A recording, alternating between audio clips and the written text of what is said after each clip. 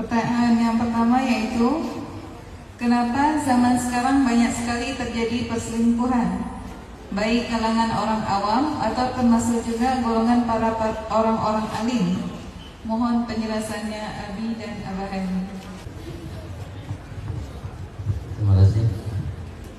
Pertama, kenapa banyak terjadi perselingkuhan? Diakibatkan salah satunya karena zaman sekarang banyak pergaulan bebas melalui media sosial. Artinya pergaulan bebas maksud di sini bukan berinteraksi secara langsung, tapi melalui media sosial. Walau dengan dalih pertama untuk bertanya hukum, bertanya bagaimana solusi dalam kehidupan yang dialami oleh masing-masing. Tapi ternyata pertanyaan-pertanyaan tersebut mengantarkan seseorang kepada akhirnya mencurhat urusan pribadi. Kalau kita benar-benar ingin menasihati seseorang karena Allah, bawa orang tersebut kepada orang yang bisa mendekatkan dia kepada suami, bukan semakin merenggangkan hubungan dia dengan suami. Contoh je Cirodungku camang SMA dari Burinyong. Yang pertama dia memang niat untuk menjawab hukum, mau bertanya, mau berkenalan, ingin bertanya. Ternyata ketika pertanyaan demi pertanyaan dijawab, si penanya ini merasa ada sedikit kenyamanan, ada kenyamanan. Ketika dia menemukan kenyamanan, maka dia akan melanjutkan ke tahap selanjutnya, bukan lagi bertanya soal hukum, tetapi biasa sudah mulai curhat persoalan pribadi. Ini yang sering terjadi penyebab hubungan dalam tanda kutip hubungan gelap. Jadi penyebabnya bukan karena di rumah hana didapatkan kedamaian. Kadang-kadang yang berselingkuhan juga pasangan yang luar biasa harmonis, ataupun pasangan yang luar biasa akur di rumah. Tapi bisa saja juga penyebabnya karena mungkin di rumah hana didapatkan yang diinginkan, karena masing-masing pasangan sibuk dengan dunia masing-masing. Istri sibuk dengan dunia arisannya, dengan dunia kumpul-kumpul barengnya sama kawan-kawan, sama teman-teman yang selevel. Jadi suami pun sibuk dengan aktivitas bisnisnya, sibuk dengan aktivitas kesehariannya. Ini juga perkara yang dapat memicu terjadi ketidakharmonisan dalam rumah tangga. Hotel lagi dengan solusi ini, pertama adalah pendekatan agama, itu yang lebih penting.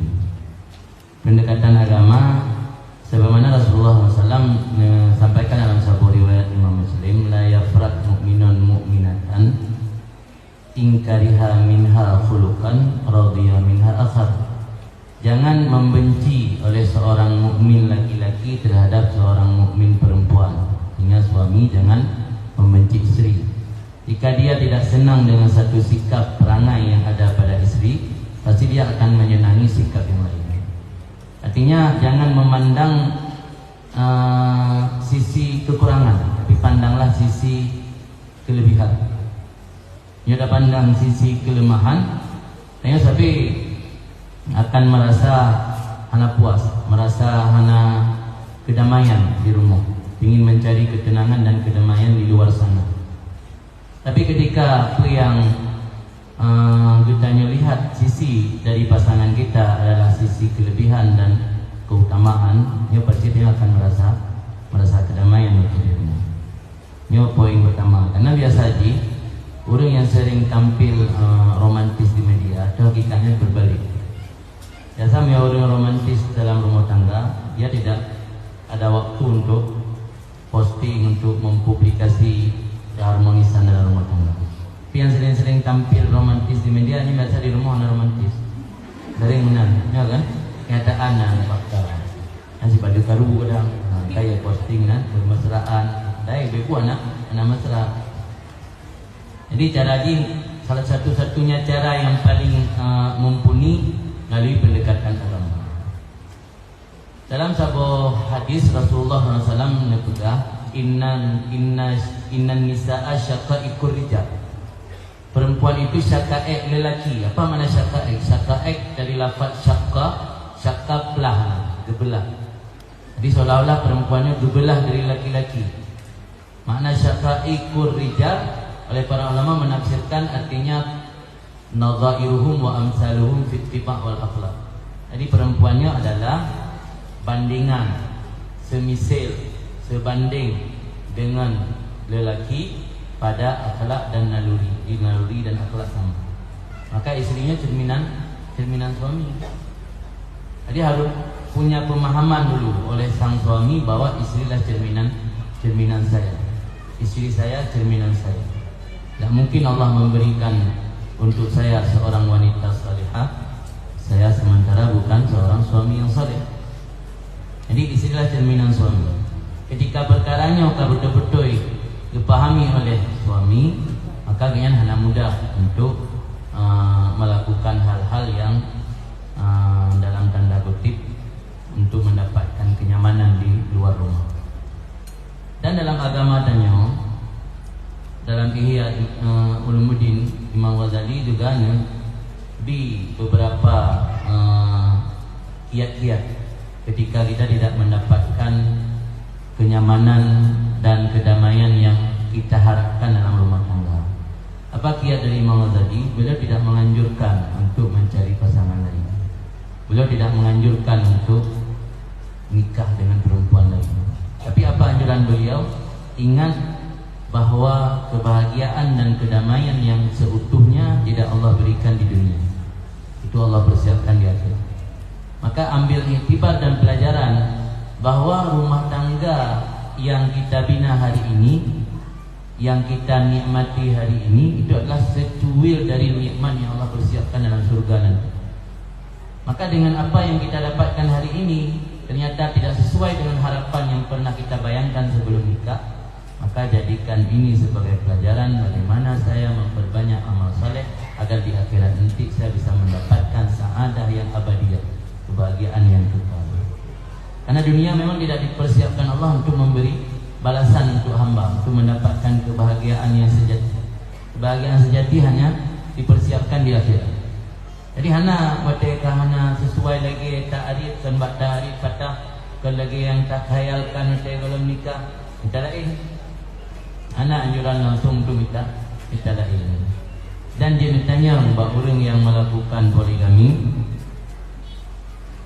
mandum nyogu dayang lagi. Tidak dayang kiban ambek tapi belum mentung. Kata belum mentung. Dengan tamah di tempat itu dayang lagi. Ambek hanan do obras harun. Artinya apa dah? Berarti yang gaknya dapatkan tidak sesuai dengan yang gaknya bayangkan. Kalau ekspektasi gaknya. Mungkin realitas tidak sesuai dengan ekspektasi gaknya. Maka gelarang dayang lagi. Dan dalam kitab-kitab fikih pun, sebagai contoh dalam kitab Muhnil Mutad oleh Imam Fatih Basyibani, termasuk minas sunnah al-iktisar ala luar. Jadi termasuk minas sunnah membatasi cukup satu di poligami, kecuali orang yang memang sudah butuh hajat. Yang hana hajat memukawin mentang lebih mengulah kamu. Ulam poligami, dua lepo apa wang anu gop dengan cara kenangan dan nyoka kayak poligami hana kiyo agamayan idanya be terpengaruh dengan pemahaman sebagian kelompok dalam Islam sehingga buat seminar poligami macam anak anjuran memaksa untuk poligami boleh dalam agama selama kita yang butuh cukup satu saja, lebih tenteram dan bagi dengan yang tak ada gajian. Jadi itu rasa penyebab selingkuh karena pengaruh medianya luar biasa. Di caraji ini pumenteng dalam dunia maya yang batasi diri. Pada sendiri mah terbawa arus dan tanpa dasar.